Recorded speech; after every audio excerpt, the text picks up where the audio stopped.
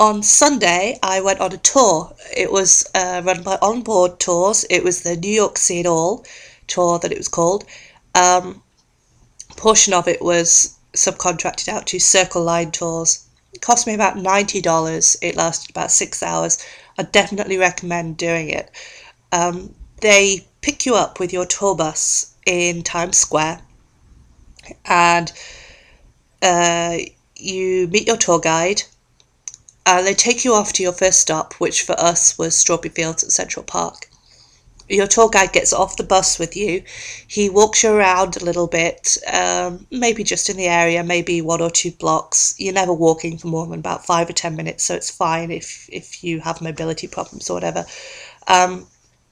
He points things out of interest to you, tells you about the area, lets you take photos, and then your bus picks you back up and takes you off to your next point. And they do that taking you all around the various areas of interest in Manhattan.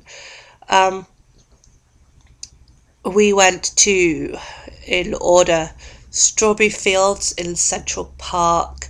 Then we went down to the Rockefeller Plaza, then the Flatiron Building, Battery Park, Pier 17. At Pier 17 we were given about 45 minutes to ourselves to wander around, get something to eat if we wanted, take a few photos. Pier 17, for those of you who don't know, is a pier, but it's kind of a tourism, shopping, eating, dining pier. There's lots of shops there, restaurants. You can sit and watch stuff going on the Hudson River. We went on a tour boat, which was a Zephyr, owned by Circle Line Tours. So the price for that boat was included in the $90 that we paid to OnBoard. So they bought us the tickets to go on the Zephyr, and they'd booked us onto it. So once on the Zephyr, you have a different tour guide. So you've got your Circle Line tour guide, who gives you a running commentary over the tannoy, so no matter where you are on the boat, you can hear what's being said. His commentary did include several genuinely funny jokes. It was an interesting commentary to listen to, and you saw some really nice sights as well. They take you up and down, they point out various things you can see on the coastline and tell you about them, and then they circle you once or twice around the Statue of Liberty so that you can get plenty of photos of that. No matter where you are on the boat, they will make sure that you get a good view of it by circling you around. The boat is a reasonably large boat, so it's not terribly rocky. It's a little bit unstable, but it's not a really tiny one that you're going to fall over on or anything like that. It does get kind of breezy out there, though. You can sit indoors. There's an indoor bit where you can stay and shelter, but you're not going to get such good photos through the glass. You can go out onto the open deck, but make sure that you dress up reasonably warm for that. It was unseasonably warm when I was there, but even so, it was a bit breezy out there, and I was really glad that I'd taken my winter coat with me. When we'd finished with that, we went back, met up with our tour guide and the rest of the tour group, since we'd spread out on this boat, met up at the pier, got picked up by our bus again. We went off to see the World Trade Center site and Trinity Church, and then they took us back to the point where we'd started off at 6 hours earlier, and we all dispersed.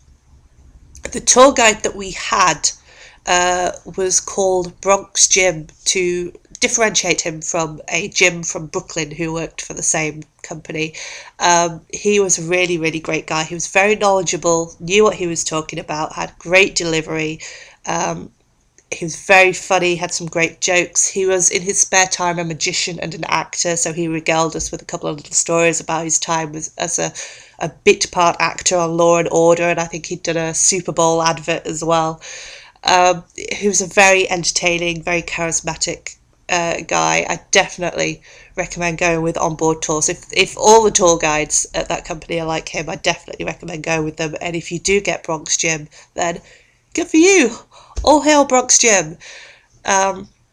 And the bus driver deserves a mention as well, I think, because we had this huge bus, absolutely huge, far too large for the tour group, I think. Um, but he negotiated that around some pretty awful traffic. The traffic in New York is an absolute flipping nightmare. 90% taxes and people doing things that I'm sure they shouldn't be doing on the road.